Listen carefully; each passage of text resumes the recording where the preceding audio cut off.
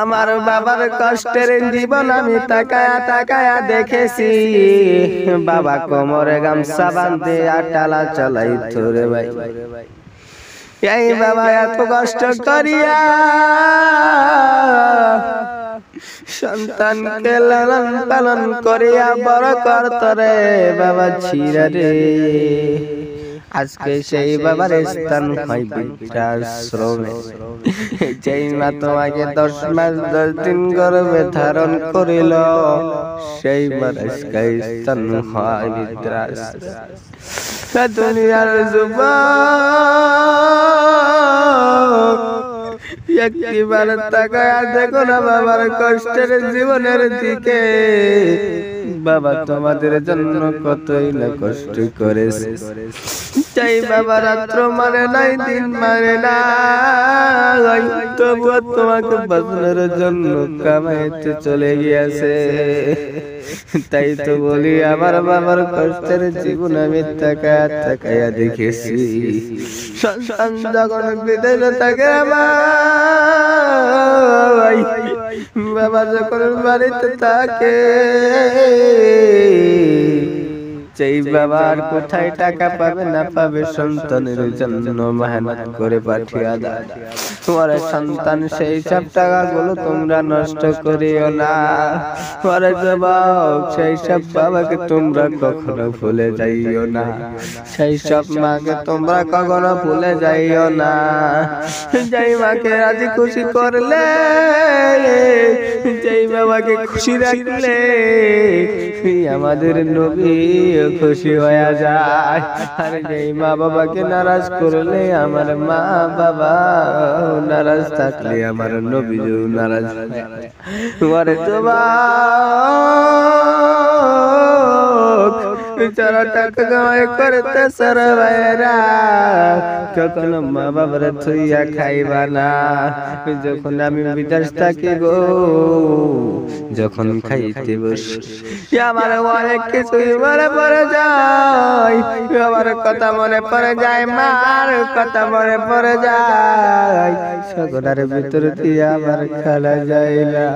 তেমনি যখন মা বাড়িতে থাকে, বাবা বাড়িতে থাকে, মা বাবা যখন খাইতে বসে তোমার কথা মনে পড়ে যায়। যখন পারে না খাইতে, পারে না কইতে, পারে না কিছু করতে। রাত্রের বেলা যখন ঘুম আসতে যায়, সারাদিন যেমন তেমন চলে যায়। রাত্রের বেলা যখন ঘুম আসার জন্য তৈরি হয়ে যায়, বালিশের সাথে মাথাটা লাগাইলে মার কথা মনে পড়ে যায়। নাম দুঃখী মা এখন না বিছানা পারে দিত, তারপরে কতই না কিছু করতো, বাতাস করতো, বেসন দিত, আরো কিছু দিত। ও শরীরের ভিতরে বসা থাকলে মারিয়া দিত। কিন্তু আজকে আমার পাশে কেউ নাই, করে চোখ দিয়া যার যার করে পারে পরে। এমন মা বাবা পাইতে সবাই ভাগ্য লাগে। যার মা নাই সেই বুঝবার ব্যথা, যার বাবা নাই সে বুঝে তার ব্যথা। যার মা নাই আজকে কবরের পিছনে যাইয়া আর আল্লাহ দোয়া করো। সন্তান তোমার দোয়া কখনো আল্লাহ ফিরাইয়া দেয় না। আল্লাহর কাছে ছেলের দোয়া মায়ের জন্য করা একদম আল্লাহ পছন্দ করে নেয়।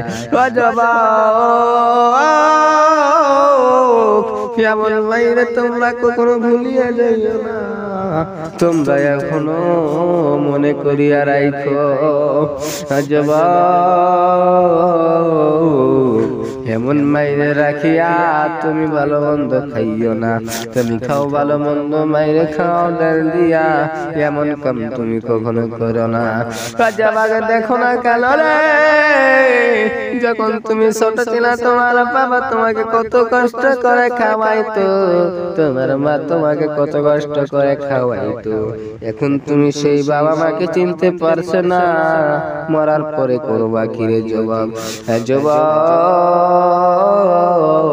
এখন সময় আছে, মায়ের হাত ধরে ব্যাপার হাত ধরে মাপ চেয়ে নাও, মা বাবার কাছে ক্ষমা করে নাও। এখনো সময় আছে, তুমি ভালো হইয়া যাও। মা বাবাকে কষ্ট দিতে চাইও না, কারণ এটা আল্লাহ সহ্য করতে পারে না রে যুবক। তুমি দয়া মায়া করে তুমি মা বাবাকে ভালো করো, তুমি মা বাবাকে ভালোবাসিও, সেই মাকে তুমি কখনো কষ্ট দিও না রে যুবক। মা বাবার জন্য দোয়া করো, রব্বির হামহুমা কামা রাব্বায়ানি সাগীরা। এই মাকে তুমি কখনো কষ্ট দিও না। আমি একটি ঘটনা শুনেছিলাম, শুনিয়া রাখো। একজন যুবক বনে 40 বার হজ করেছে। 40 বার যখন হজ হয়ে গেছে, 39 বারের মাথায় যখন হজ করতে গিয়েছে, তখন গায়েবী একটা আওয়াজ এসে বলে, এ যুবক, তোমার হজ কবুল হবে না। তুমি 40 বার 41 বার করলে কি হবে? তুমি যদি 100 বার করো তবুও তোমার হজ কবুল হবে না। যুবক সকল ডাক দিয়া বলে, বাবু, এত টাকা খরচ করে এত কিছু করলাম, তবু কেন হজ হবে না আমার? তখন আল্লাহ গায়েবে আওয়াজ দিয়া বলে, এ বান্দা, তুই শোন, বাড়িতে তোর মাকে রেখে আসছো, তোমার মাকে কি তুমি বলে এসেছো তুমি হজ করতে এসেছো? তুমি কি তোমার মাকে বলে এসেছো? যুবক সকল সঙ্গে সঙ্গে বলে, হেলিকপ্টারের পাইলট ভাই, তুমি আমাকে আর হজের দিকে নিয়ে যাইও না, তুমি চলো আমার বাড়ির দিকে।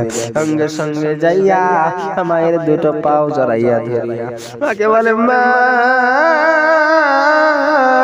তুমি আমারে মাফ করিয়া দাও, তুমি আমায় মাফ করিয়া দাও। যখন সন্তান মায়ের দুটো পাও ধরিয়া মাপ চাইবে, সেই মা বাবা কি পারে মাপ না করে থাকতে?